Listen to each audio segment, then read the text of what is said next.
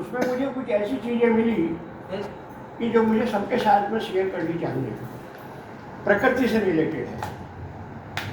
तो मैं उसी पे आप सब लोगों को प्रकृति से रूबरू कराता हूँ।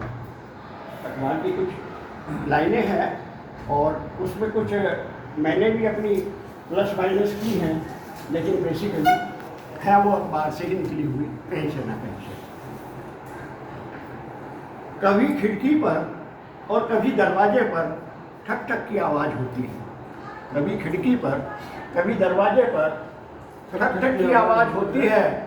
हम सोचते हैं कोई शायद आया होगा, हम सोचते हैं कोई शायद आया होगा, और हम उठकर दरवाज़ा खोलते हैं, और हम उठकर दरवाज़ा खोलते हैं और वो सीधे आकर आपके गले में लिपट जाती है, और वो सीधे आकर आपके गले में लिपट जाती है, बिना किसी दुआ सलाम के, बिना किसी दुआ सलाम के। उसका यूँ लिपटना मुझे भी अच्छा लगता है, मेरे भी मन को छू जाता है। हवा होती ही ऐसी है, हवा होती ही ऐसी है, हमारे आसपास रहती है, एहसास कराती है, लेकिन दिखती नहीं। घर में आकर बिखेर देती है खुशबू उन फूलों की जो वो बाहर के बगीचों से समेट कर लाती है, और कभी कभी उद्दंड बच्चों की तरह उलट पुलट कर देती है घर का सारा सामान जो रखा होता है टेबल आदि पर। और अगर आप नाराज होकर दरवाजा बंद कर लें तो पोंछते रहिए पसीना, वो पोंछते रहिए पसीना। अब जब बार बार हवा आपके पास आती है, तो आपका भी फर्ज बनता है एक बार उसके पास जाएं, घर सड़क पार्क में तो मुलाकात हो ही जाती है, घर सड़क पार्क में तो मुलाकात हो ही जाती है। अगर एक बार उससे चलती कार में मिला जाए, अगर एक बार उससे चलती कार में मिला जाए, शीशा थोड़ा नीचे करके बाहर झांकना, हवा समझ जाएगी कि आप तैयार हैं उसके लिए, हवा समझ जाएगी कि आप तैयार हैं उसके लिए, और फिर शुरू होगा हवा का जादुई खेल।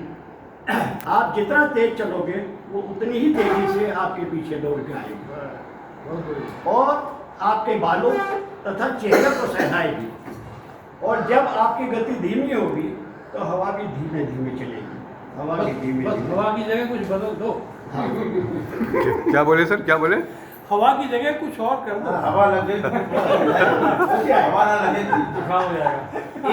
एक वक्त ऐसा लगता है कि हम हवा के साथ चल रहे हैं और शरीर हवा की तरह ही आज़ाद महसूस करने लगता है।